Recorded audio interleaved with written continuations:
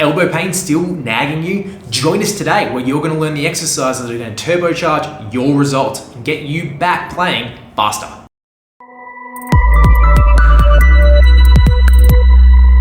Hi guys, I'm Dr. Stewart Ward, Adelaide chiropractor, and welcome back to the channel. And today in this video series, we're talking about the best stretches and exercises that you can do to start getting rid of that nagging elbow pain that is stopping you from doing what you love. So in this video series, we're talking about that outside elbow pain, that tennis elbow that maybe you've picked up over the summer, or it's getting into tennis season and you want to stop that elbow from nagging so you can play at your best. So in the intro video, we talked about the ways that that elbow can start to flare up. So what we've got to do is we've got to find a way to calm it down and build it up. So in this video series, what we're talking about is going from go to woe, starting from what is going on and progressively rehabbing it and progressively strengthening it so it can handle what it is that you're asking it to do.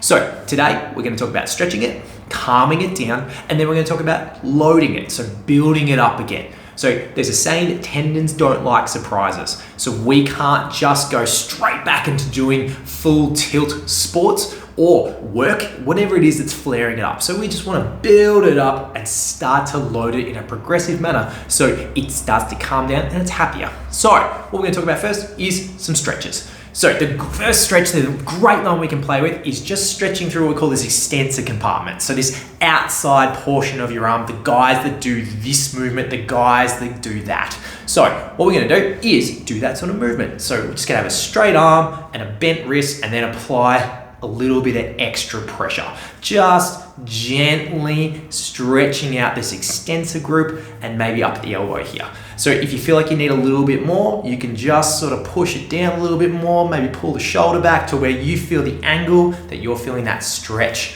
through that elbow portion.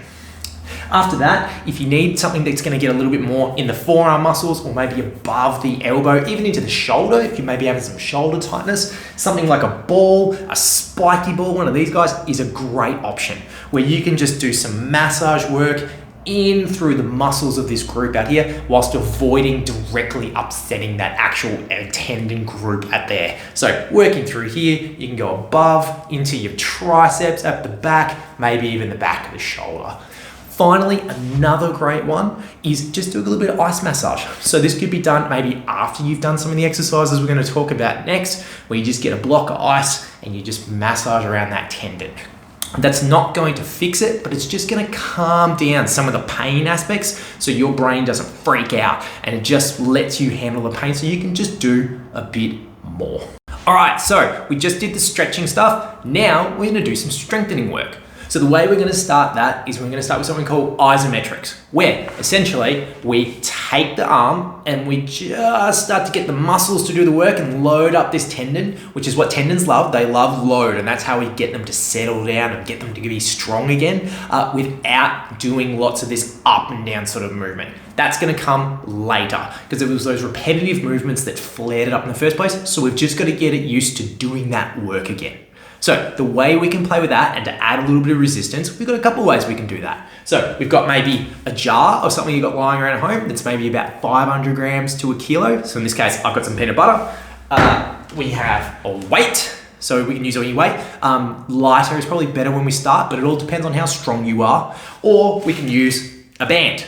So in this case, what we're doing is we're taking that weight and we're doing this portion of the movement. And then I'm just holding. And I should be feeling a bit of tension through here, maybe a little bit of pain here. A 2 or a 3 out of 10 is okay, but I'm holding this for maybe about 10 seconds or so at the start. And then when I've reached my 10 seconds, I'm gonna let go. I'm gonna take the weight out of my other hand and let it relax down.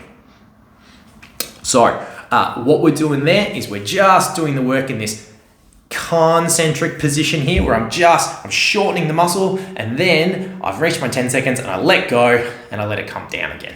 So we want to avoid this bit for now, what we call the eccentric, as this stuff is all lengthening and getting stretched. It makes sense. If you had something irritated, you probably wouldn't want someone to pull on it and yank on it just yet under lots of heavy load. So that's how we're going to do that. And we're just going to progressively hold, and we're going to try and build up to about 45 seconds. So 45 seconds, maybe 2 or 3 sets, depending on how far along you are. 45 seconds, fingers counting in your head. Just bringing on some of those neurological processes like your basal ganglia, so that internal metronome, that also helps with pain.